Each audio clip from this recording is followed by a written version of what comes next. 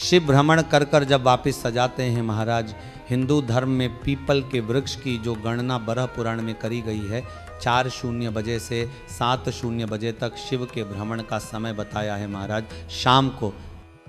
फिर 7:00 बजे से लेकर रात्रि 9 बजे तक लक्ष्मी और दरिद्रता फिर भ्रमण पर जाते हैं। इनका एक समय निश्चित है महाराज, भ्रमण कर कर आ जाना है। अब इस बीच में जब लक्ष्मी और दरिद्रता दोनों निकल कर जा रही हैं तो दोनों एक भाव रख कर जाती हैं कि आज हमको कहां प्रवेश करना है, आज हमें किस जगह पर प्रवेश करना है, आज हमें कहां पहुंचना है, आज हमें किस जगह जाना है। महाराज, जिस नगर में जिस मार्ग से लक्ष्मी और दरिद्रता निकल कर जाती हैं, इनको स्थान दिया गया है जहां पर स्वच्छता हो, घर के दरवाजे पर रंगोली डाली हुई हो, द्वार पर जल छीटा गया हो। उस द्वार पर लक्ष्मी प्रवेश करती हैं तो दरिद्रता भी जाने लगती है। अंदर जब दरिद्रता अंदर जाने लगती है तो लक्ष्मी उसको रोक देती है। पहले मैं देखकर आती हूं कि तेरे लिए स्थान है कि नहीं, तू यहां रुक। कुछ देर तक दरिद्रता बाहर खड़ी रहती है और लक्ष्मी जी की बड़ी बहन जब दरिद्रता बार बार अंदर जाने का प्रयास करती है तो लक्ष्मी जी कहती हैं, जी तू इतनी बड़ी होकर तुझे मालूम है कि तेरा सम्मान होना चाहिए, आदर होना चाहिए, और तू अंदर चली जाए और कोई तेरा सम्मान ना करे तो कितना बुरा लगेगा, इसलिए तू बाहर खड़ी, मैं अभी आई अंदर जाती हूँ। जब लक्ष्मी जी भ्रमण कर लेती हैं, अंदर प्रवेश कर कर आती हैं तो दरिद्रता पूछती है, चले अंदर। लक्ष्मी जी कहती हैं, तुझे मालूम नहीं है क्या जी कि जिस घर में मैं प्रवेश कर जाती हूँ उस घर में फिर दरिद्रता नहीं जा सकती, क्योंकि ये तेरा वचन था, ये तेरा वचन था।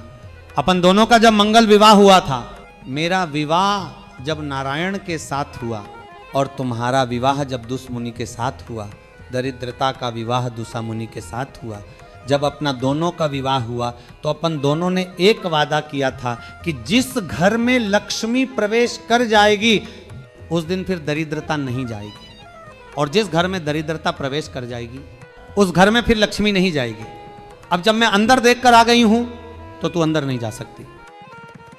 अर्थात लक्ष्मी के चरण जिस घर में पड़ गए उस घर में फिर दरिद्रता प्रवेश नहीं कर रही।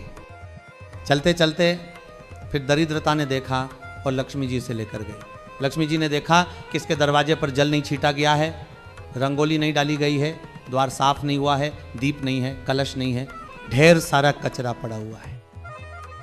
कोई स्वान, कोई कुत्ता गंदगी भी कर कर चला गया है, कहीं बिल्ली ने गंदगी कर रखी है, कहीं जीवों ने कुछ गंदा गिरा रखा है। तो फिर लक्ष्मी जी कहती हैं, जी अब मैं होकर आ गई थी ना, अब तू जा। दरिद्रता प्रवेश करती है, अंदर जाकर क्या देखती है, दरिद्रता कहती है, इतनी सुबेरे से मैं घूमने इनके दरवाजे पर आई और ये तो सब चादर तान के चकाचक गुर्राटा भर भर कर सो रहे। दरिद्रता कह देती है, तुम्हारा भाग्य ही बेकार है तो मैं क्या करूं, तुम ऐसे ही सोते रहो। और दरिद्रता गुस्से में बाहर निकल कर आती है, लक्ष्मी से कहती है, लक्ष्मी तू इसके घर में जाना ही मत। तो दरिद्रता को कहती है, जी तेरी बात नहीं मानूंगी क्या मैं। लक्ष्मी जी बोली, मैं तेरी बात नहीं मानूंगी, बिल्कुल नहीं जाऊंगी इसके घर में, तू चिंता मत कर, चल आगे चल। फिर आगे, ये लक्ष्मी और दरिद्रता का प्रवेश है। आपके घर का द्वार, आपके घर का दरवाजा। फिर निवेदन करूंगा, एक बहुत सुंदर बात हमें महाराष्ट्र से सीखनी चाहिए, हमें साउथ से सीखना चाहिए, दक्षिण से। जिस समय पर भक्ति देवी यमुना जी के घाट पर रो रही थी, अपने पुत्र ज्ञान और वैराग्य को गोदी में लेकर समयदेव श्री नारद ने प्रश्न किया था कि तुम कहां पर पोषित हुई हो, तुम्हें ऊर्जा कहां से प्राप्त हुई। तो कहा, मैं गुजरात से चली हूं। और वहां से चलती चलती भक्ति देवी कहती हैं, मैं बहुत दुखी होकर, बूढ़ी होकर, द्रवित होकर, बड़ी दुख में वहाँ से चलते चलते जब मैं महाराष्ट्र में पहुँची तो वहाँ जाकर देखा कि वहाँ लोग हर पल हर घड़ी ब्रह्म मुहूर्त में उठकर स्मरण करते हैं, नाम जाप करते हैं और दरवाजे पर जल छींट कर रंगोली डालते हैं। तो कह रही हैं, वहाँ मैं थोड़ी अवस्थावान होने लगी, वहाँ मुझे अच्छा लगने लगा। फिर जब मैं आगे पड़ी दक्षिण में, जब पहुँची वहाँ जाकर देखा कि सुबह से उठकर मंगलाचरण, मंगला स्तोत्र और वेदों की ध्वनि होने लगी। वहाँ मैं और आनंदित हो गई।